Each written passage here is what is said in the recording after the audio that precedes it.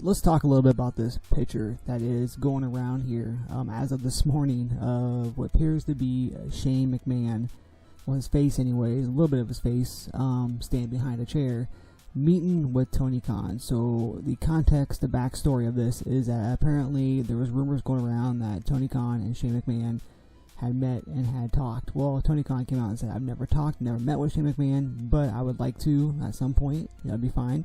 I respect him as an executive. I respect him as a wrestler as well here too in the business. So he was very open to meeting with him. Well, apparently this took place this past Monday is what's being reported at a Arlington airport in a private meeting here. So the picture, like I said, was just very, very candid.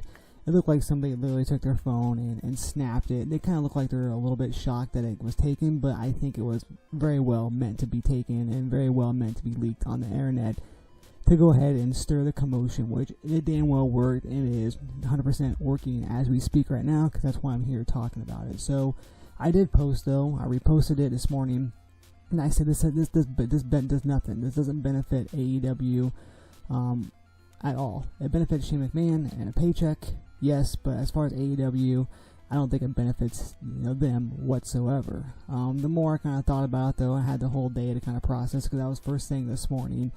I was like, you know what, I very well could be wrong. There could be more to this as well here too. If this is even a business proposition, I'm sure it probably is, but this could just be Tony Khan meeting with Shane McMahon to pick his brain, get some advice and such from him, and just have a friendly conversation. That's all it very well could be, but my guess there is some kind of business behind it.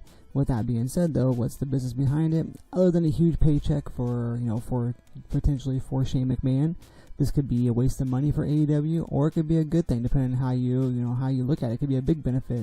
The more I kind of thought about it, as a wrestler, not at all. Unless it's a one-off or something, Shane McMahon has no business being in that ring again. What we saw last time from him and such as well here too, at his age, not just the age, but he got hurt and he was out for a lot longer. It takes a lot longer for your body to heal at this point, and I just don't think it's going to benefit too much.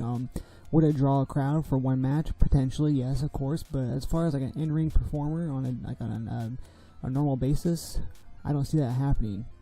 But as a backstage executive, or just for somebody to kind of feed you some booking help or whatnot, or some just in general, just someone who's going to be there as an executive and such, I think it does potentially make sense.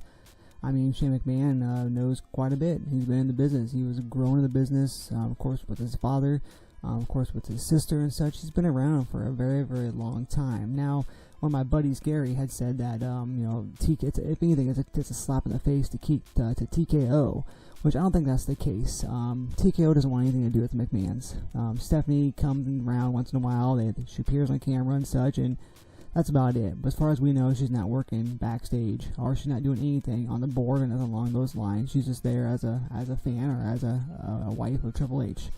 Pretty much how it goes. But if he really wanted to come back, and if TKO really wanted him back, they'd probably be able to get him back in the business as well too. I'm not too sure how Shane feels or where he stands with his whole father and such. We don't know about that. But that could be a reason why he could be potentially speaking to the opposition, to the competitor at this point as well too. But the more I thought about it, I was like, you know what, it'd be a smart idea for Tony Khan to pick his brain, hire him on as executive. Who else knows more about the business, the WWE business that is, about the competition, than somebody who was a part of it. Remember the WCW buyout when all that went down, and Shane McMahon bought WCW and took it over? There you go. He knows quite a bit about the business. He's been up and down with Vince and such, to the lows, to the highs, all the big storylines. He's got a good reputation with a lot of the wrestlers as well too. A lot of the wrestlers are excited when he comes back, and they really respect him as well too. So that could be definitely a big positive moving forward. But you just got to keep in mind though, it has to be worth it. It has to make business sense for both AEW and for Shane McMahon. And obviously Shane McMahon getting a big paycheck, it's gonna be worth it.